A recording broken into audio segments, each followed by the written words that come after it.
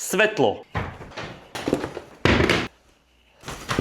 Je nepochybne jedna z najdôležitejších vecí, ktoré sa vieš naučiť pri točení videí.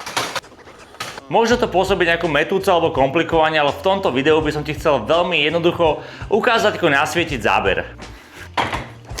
Za prvé potrebuješ svetlo, ktoré bude nasviecovať objekt, ktorý natáčaš. V tomto prípade to budem ja. Toto je 120W LED-kové svetlo a na ňom sa nachádza softbox.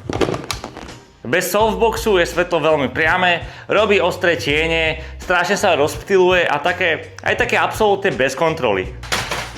Softboxy majú rôzne veľkosti, rôzne tvary a ich hlavným účelom je svetlo trošku nasmerovať a hlavne ho zjemniť. Čím viac sa budeš zaujímať o svetlo, tým viac zistíš, že svetlo je v podstate o kontrole. Sú rôzne modifikátory, rôzne intenzity, rôzne objektívy, rôzne typy svetiel, rôzne tvary.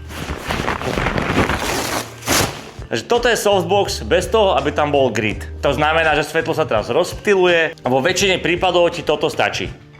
Vyslovene si môžeme ukázať bez softboxu, so softboxom. V podstate teraz svetlo už je jemnejšie, svieti na mňa, ale stále sa ako keby moc rozptyluje a pre tieto prípady tu máme grid. Tým, že sú tam vlastne tieto očká, nám umožňuje, aby sa svetlo menej rozptylovalo a bolo viac nasmerované na objekt, ktorý natáčame.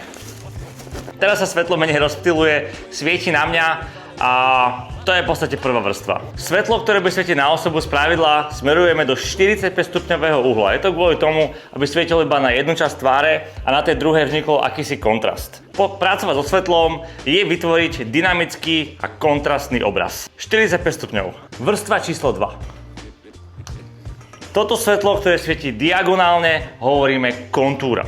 Účelom kontúry je oddeliť objekt od pozadia. Hop. Teraz vzniká situácia, že svieti svetlo z jednej strany, kontúra z druhej strany a stále na jednej strane tváre mám ale veľa tieňa. Tento druh svetla sa volá fill light alebo také doplňujúce svetlo. Toto svetlo nám vrátilo svetlo do tváre. Svietenie je veľmi individuálna záležitosť a každý svieti podľa toho, ako sa mu to páči, či vytvoriť viac kontrastnejší obraz, tmavší obraz, svetlejší obraz a je to v podstate na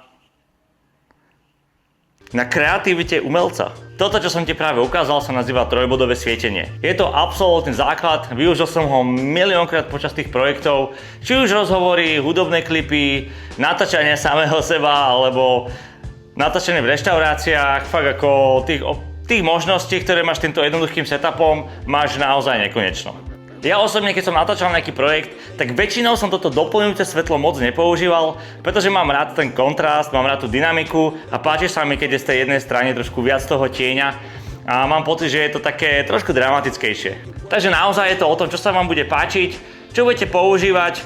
Táto technika vás zachráni v absolútne každej jednej situácii, v ktorej sa budete nachádzať. Tak ak sa ti takéto niečo páčilo a chcel by si vedieť viac, ako svietiť, ako budovať osobný brand, videoprodukciu a naozaj sa zlepšiť v tom, čo máš rád, tak klikni na link v popise.